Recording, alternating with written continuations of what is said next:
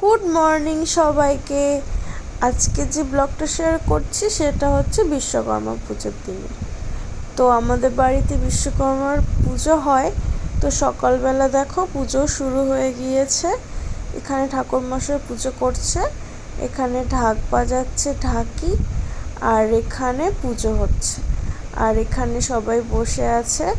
এটা আমার পাপা বসে বসে পুজো দেখছে। দেখো পুজোর সব জোগাড় করেছে সুন্দর করে। তারপরে পুজো হয়ে গেল আস্তে আস্তে। দেখো ঠাকুরকে কত সুন্দর লাগছে দেখতে।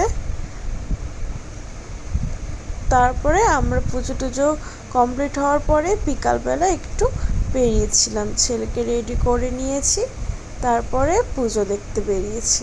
এখানে একটা মন্দিরে পুজো হচ্ছিল, আরও অনেকগুলো জায়গায় পুজো হয়েছে। তো সব জায়গায় ঠাকুরগুলো দেখেছি, খুবই ভালো লাগছিল।